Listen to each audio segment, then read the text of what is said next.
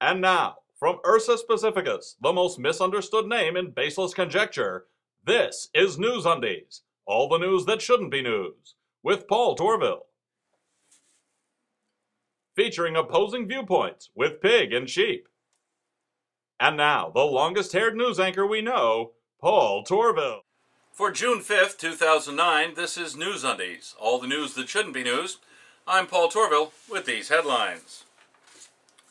General Motors is in Chapter 11 bankruptcy.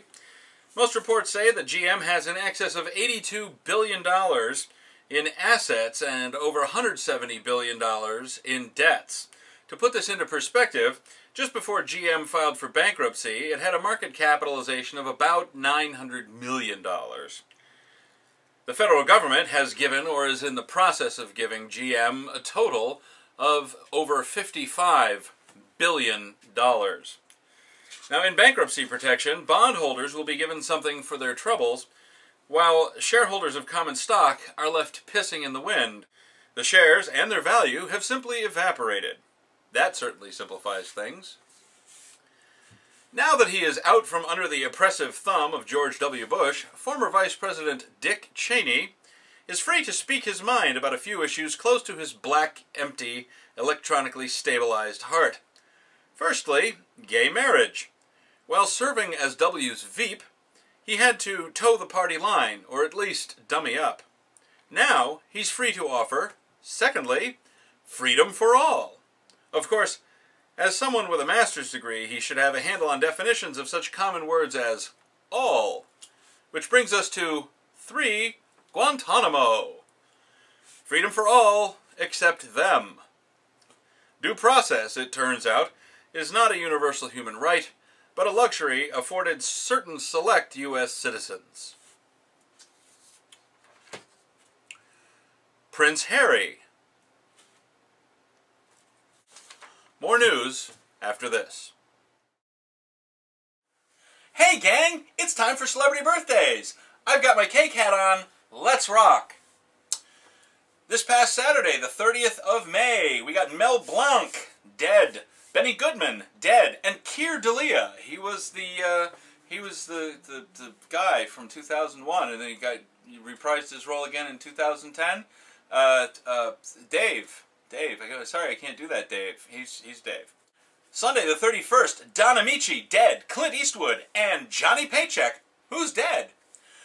Monday the 1st of June, Andy Griffith, Pat Boone, and Kip Thorne, marginally famous physicist. Let's see, Tuesday the 2nd of June, Pete Conrad, astronaut, landed on the moon, Apollo 12, yeah. Sally Kellerman, and Stacy Keach. Wednesday the 3rd of June, Colleen Dewhurst, dead. Jimmy Rogers, dead. And Anderson Cooper. See, I did a 360 there. That's how clever I am. Nobody cares.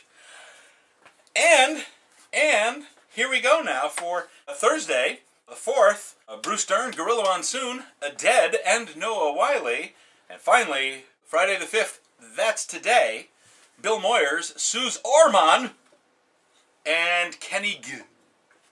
Anyway, that's Celebrity Birthdays. I'm Paul Torville, and I am done. How messed up is Alabama?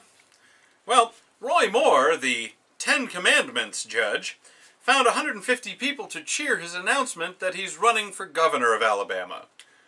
What do you say we have a little look at his bio on Wikipedia?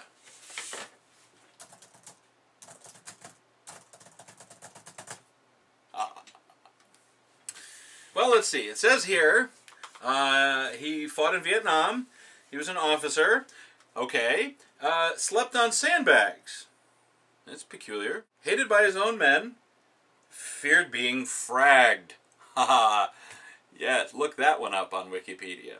Let's see. He left the Army, law school, personal injury, and insurance. Aha! Ambulance chaser. Good. State prosecutor, investigated by the Bar Association. Twice. Moved to Australia. Pretty random. Became a fundamentalist Christian. Professional kickboxing. Back to Alabama. And the rest you know. Sounds like a shoe-in to me. Islam.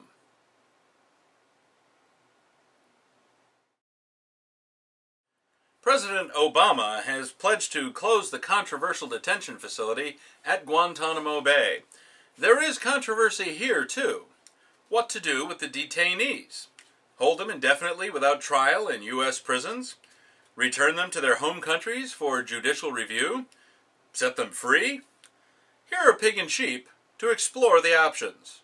Leave those towel-headed terrorists to rot in Gitmo, wherever that is. American prisons aren't secure enough for their kind. They're ruthless terrorists.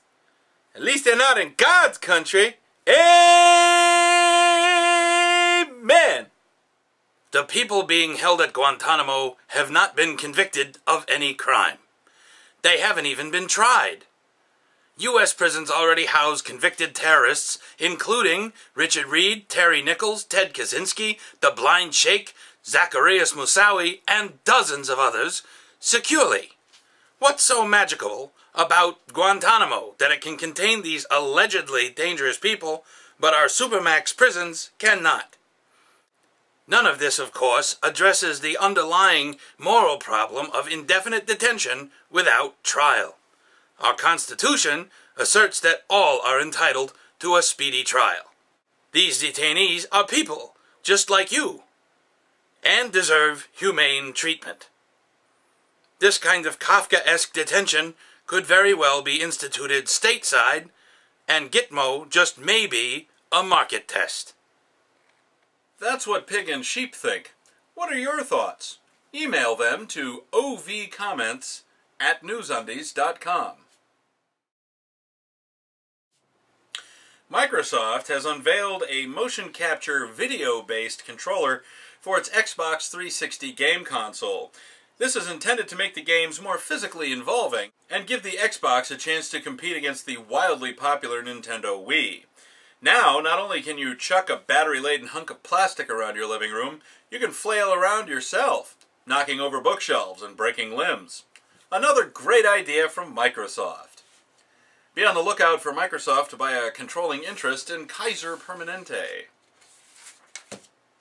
Chicago douchebag, Shuck Jock Mancow. What the hell kind of a name is that? I mean, I suppose it's memorable, but then so is an intimate encounter with a colonoscope. Mancow attempted to demonstrate how harmless waterboarding is. He freaked out after only 6 seconds and required 2 days to recover. He has since flipped over to the waterboarding is torture camp. Amazing what a little perspective can do.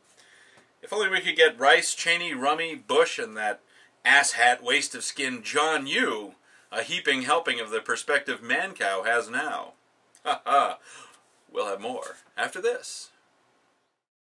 NewsUndies is brought to you by the Church of No Thanks, celebrating personal liberty since 2008, and by the Ursus Pacificus Kitsch Cave. Mary Letourneau.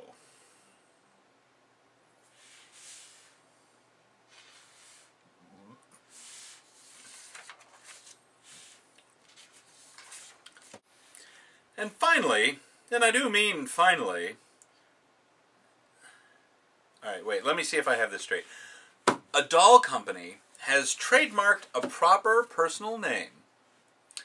The process was started back in 2004. And it just so happens that someone with the same name is wanted by the FBI for committing an arson in 1997 and was indicted in 2006. The doll has yet to hit stores, but demand is expected to be huge. And with a $95 price tag, who would question that? I'm sure the outfits are a steal.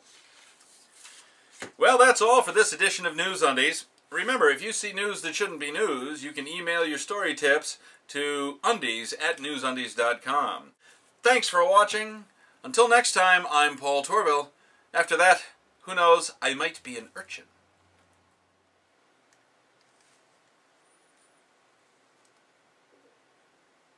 Mancow attempted to demonstrate how harmless water